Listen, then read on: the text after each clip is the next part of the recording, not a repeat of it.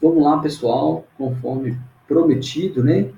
Vamos fazer a nossa revisão para a AP2. Eu devo mandar alguns vídeos aí, né? Porque o máximo que eu consigo gravar aqui são 10 minutos, né? Esse é um complemento do Chrome, né?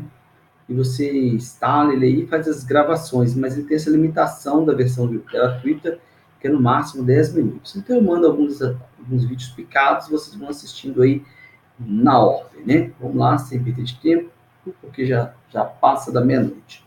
Bom, a nossa prova, a P2, vai cair a matéria sobre falência. Recuperação extrajudicial, inclusive de microempresas, empresas de pequeno porte, isso aí nós vimos ali na, na AP1, tá? Então, na AP2 cai a falência e na AP3 cai tudo, né? Cai e tudo, e quem elabora é a faculdade. Né? Bom, a falência. Falência é uma execução concursal, né? Uma execução concursal. Mais de um credor querendo executar aí um devedor. Quais são os pressupostos? Né? Vejam bem, é uma revisão, só pegar alguns pontos, né? Que são os pontos centrais para a nossa prova, né? Quais são os pressupostos para a falência? Né? E nós temos um pressuposto material subjetivo, tem que ser um devedor empresário. A execução concursal de um devedor que não é empresário vai executar por outras normas, lá por CPC, né? Para ocorrer a falência, o devedor ele tem que ser empresário. Sociedade empresária, o empresário individual pessoa física ou o empresário individual de responsabilidade limitada, né? O EIRELI. Tem que ter um pressuposto material objetivo, insolvência. Insolvência. Vamos ficar atento aí para esse conceito de insolvência, né? Nós vamos tratar logo ali abaixo. O pressuposto objetivo e insolvência.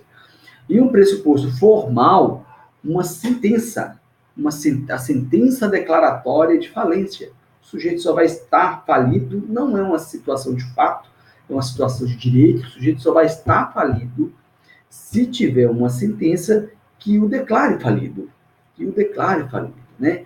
Essa sentença, apesar da lei falar sentença declaratória de falência, a natureza dela é constitutiva, né?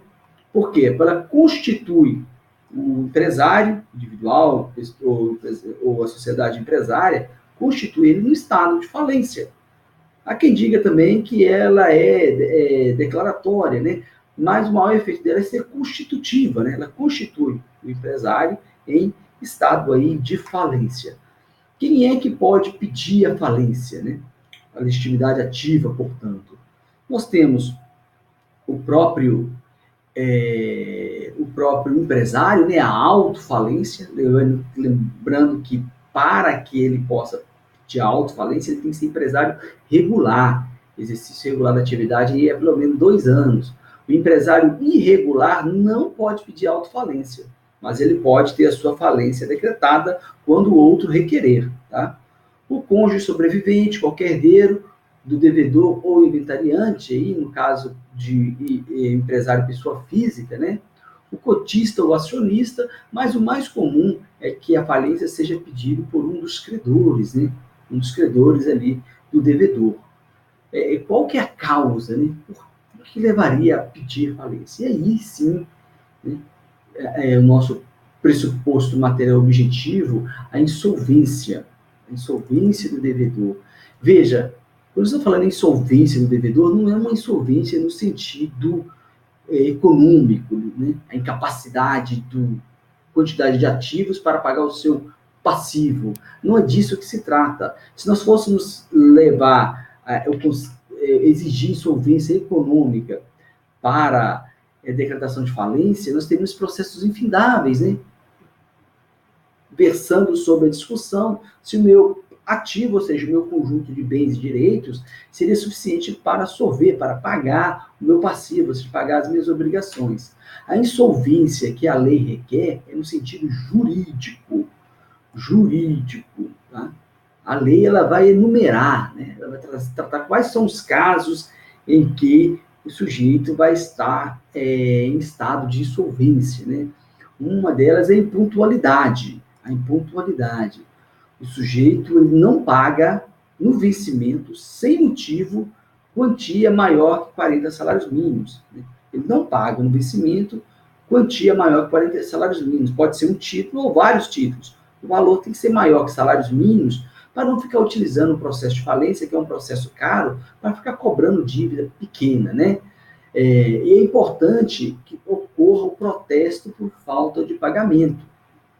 É esse protesto por falta de pagamento que vai constituir in mora o devedor e, portanto, caracterizar aí a impontualidade.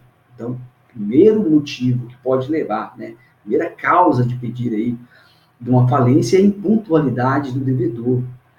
A execução individual frustrada também, ou também conhecido como tripla omissão, né? O sujeito ele não paga, não deposita e não nomeia bens à penhora. Né? O processo de execução, o juiz cita, né? Pague, deposite a quantia ou nomeie bem a penhora. Ele comete essa tripla omissão. Né? Nesse caso, pode ser também pedida a falência do devedor empresário, no caso da execução individual frustrada. Lembrando que o pedido de falência, neste caso, não é nos próprios autos da execução individual.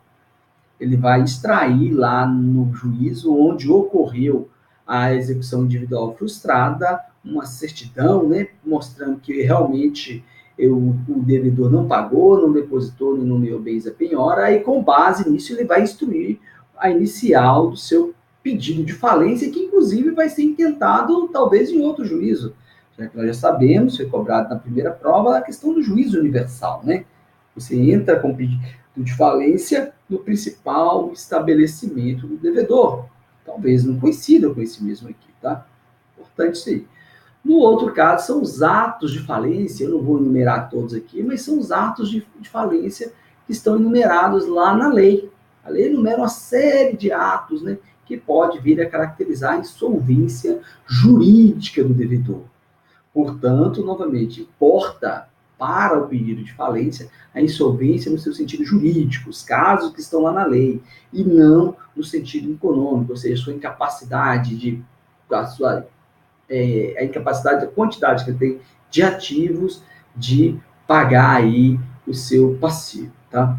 Bom, uma vez entrado com o pedido de falência, o sujeito vai apresentar as defesas, né? As chamadas defesas pré-falimentares, na fase de contestação. É pré-falimentar porque ainda não foi decretada a falência. O sujeito entra com o pedido de falência e o devedor ele vai apresentar as defesas ali no prazo para contestação, que é de 10 dias, né? As defesas pré-falimentares. Quais são essas defesas? O que ele pode argumentar como defesa? As causas impeditivas do artigo 96, dão uma checada lá, né? O título, por exemplo, não foi protestado, isso é uma causa impeditiva da decretação de falência. O pedido incidental de recuperação judicial, ele pode, no prazo para contestação, apresentar um pedido de recuperação judicial. Ou o depósito elisivo da falência. Ele pode ir lá e depositar o valor que está sendo questionado, é o depósito elisivo da falência, tá? A decisão, veja bem, que decreta a falência, da decisão que decreta a falência, cabe agravo. E da decisão que julga improcedente a falência, cabe apelação. Porque a decisão que julga improcedente a falência está efetivamente botando fim ao processo. A decisão que decreta a falência, ela está iniciando o processo de falência. É aí que vai começar o processo de falência. Portanto, o agravo, tá? E a natureza dela é constitutiva. A sentença que decreta falência tem natureza constitutiva, tá?